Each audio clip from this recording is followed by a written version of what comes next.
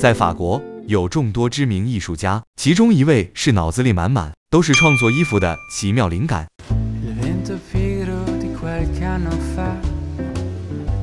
他就是于贝尔德·纪梵希。要说最让人难以忘怀的，那得是纪梵希与奥黛丽·赫本的相遇。他们之间可不是一般的友谊，那是比爱人还深情的情谊，而且合作了长达42年之久。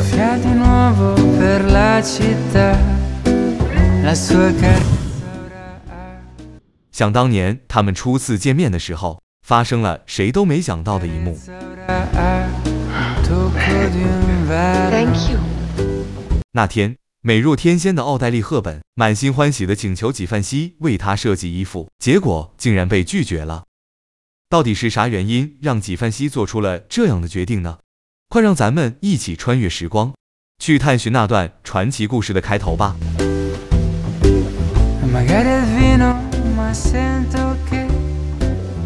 纪梵希于1927年出生在法国诺曼底的艺术世家，家境富裕，从小被寄予厚望。然而，纪梵希3岁时，父亲因流感离世，他由母亲和外婆抚养长大。外婆家相当富有，在当地拥有历史悠久的哥白林制造厂和博维挂毯工厂。纪梵希的艺术修养正源于此。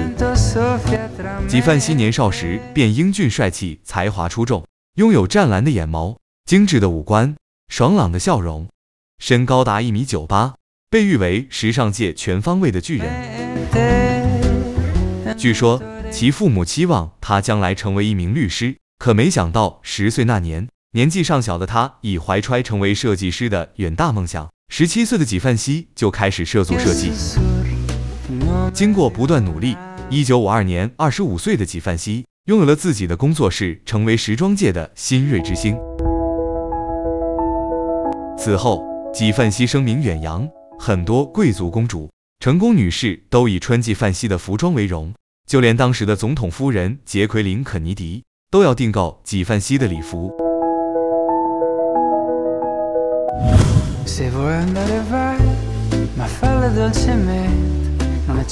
奥黛丽·赫本出生于1929年，同样出生于贵族家庭。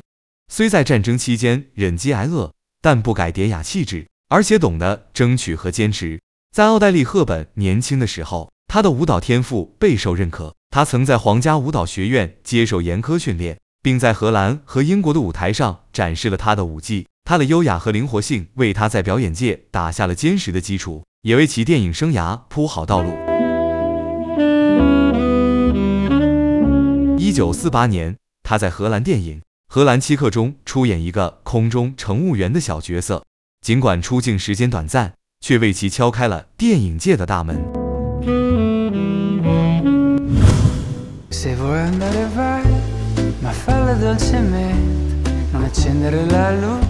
因2个贺评，纪梵希认错人，却阴差阳错闯入他的生活。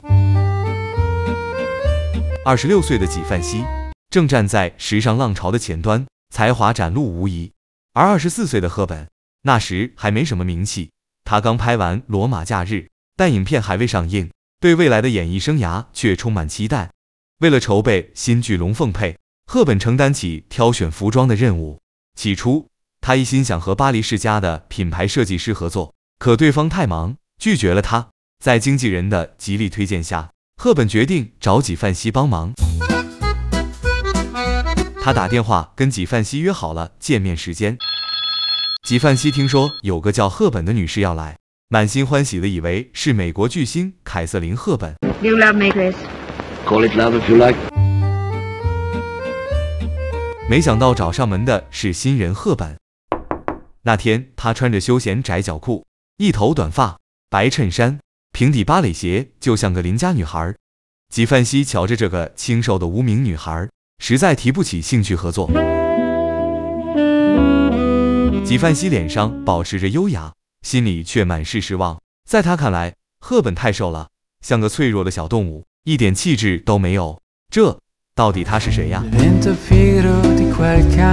当时流行大胸细腰，赫本却完全相反。纪梵希不想浪费时间，直接坦率地摇头说他自己没办法帮忙，因为正在准备服装展。虽然纪梵希拒绝了赫本，可赫本那像小鹿般温柔的眼睛里充满坚定，甚至表示哪怕是过季的衣服也行。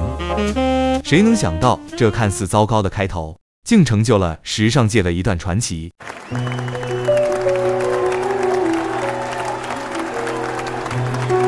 How lucky I am to have this opportunity to salute Hubert de Givenchy, the artist and my friend. 懂得把握机会的赫本，将纪梵希时装的高贵典雅展现得淋漓尽致。她试穿的第一件纪梵希服装是灰羊毛套装，穿在奥黛丽身上后，竟发生了令人震惊的变化。纪梵希自己都惊呆了，这普通的女孩让衣服活了起来。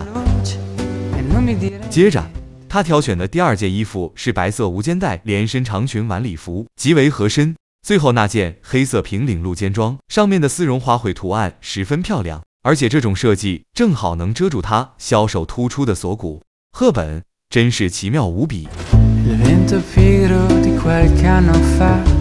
纪梵希称赫本是上天赐予的礼物，是她的灵感女神。这3套衣服让她对赫本另眼相看。这个清瘦的女孩比她旗下的任何模特都要美。于是，纪梵希邀请赫本到格兰大道上的餐厅用餐。两人畅聊生活，赫本说自己喜欢紧身衣，还讲到演罗马假日第一次拿到片酬后，就买了纪梵希的外套。从那以后，奥黛丽·赫本和纪梵希从此开启了一段长达40年的合作，她也成为他最好的朋友。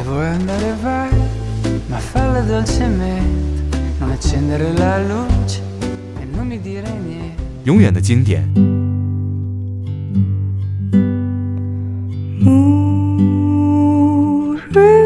1954年，奥黛丽·赫本凭借在《罗马假日》中的精彩演绎，荣获奥斯卡影后。她身穿着纪梵希的小白裙前去领奖。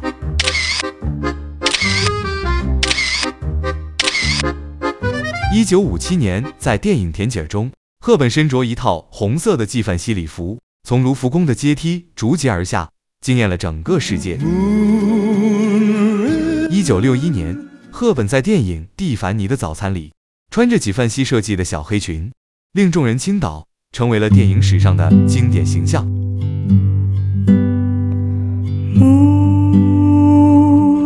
独一无二。纪梵希的第一支香水也是为赫本打造的，这支禁令香水在3年之后才面向公众发售，因为在此前的3年中，唯有赫本一人能够使用。赫本无偿为这支香水拍摄了宣传影片，并且他终生都只使用这一款香水。深过爱情的友谊。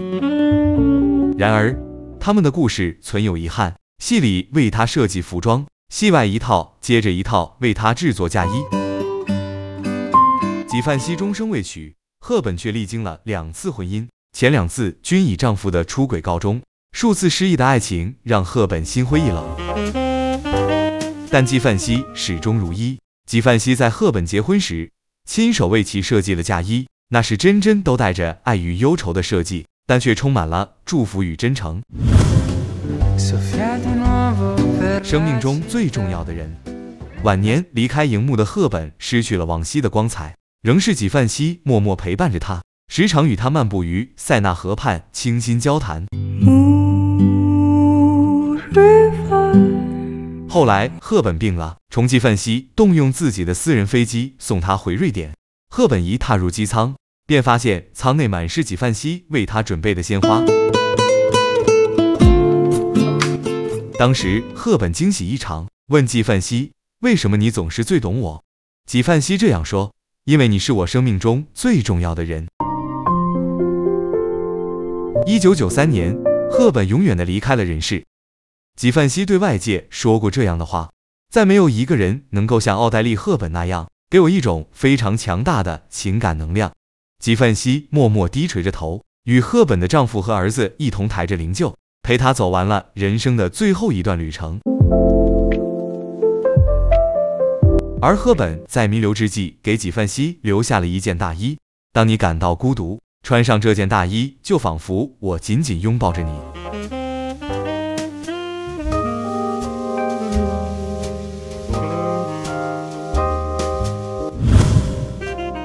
Se vuoi andare vai, ma falla dolcemente, non accendere la luce。赫本离开之后，纪梵希的深情却未曾消逝。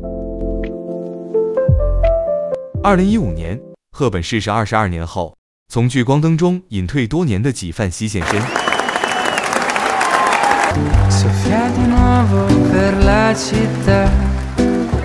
白发苍苍的他，要说两人之间有爱情，为何纪梵希宁可帮赫本设计婚纱，都不愿娶她？若是说两人之间只是友谊，又为什么他们可以互相依恋那么久？实际上，1988年，纪梵希由于公司财务问题，无奈只得将公司归入 LV 旗下，自己只是继续担任其设计师。也正是那段日子过后，关于纪梵希私人感情的问题才被众人知悉。原来，真正一直陪伴在纪梵希身边的伴侣是一名男性，这位名叫飞利浦的设计师，和纪梵希相知相伴了近60余载。他们不单是生活中的伴侣，曾经更是事业上的好搭档。2018年，纪梵希在睡梦中离世，许多人都说他是去天堂追寻他的缪斯女神赫本了。在42年里，他始终不离不弃，陪伴赫本直至终老。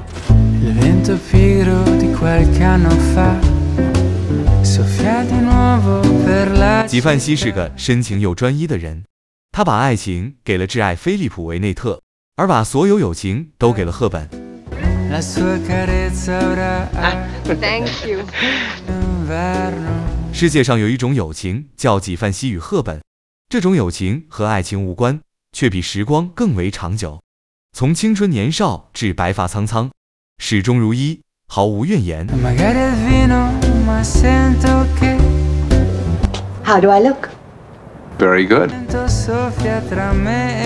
当年在巴黎的那次相遇，原本纪梵希拒绝与赫本合作，然而这一拒绝却意外地开启了一段缘分深厚胜过爱情的友情之旅，最终成就经典传奇。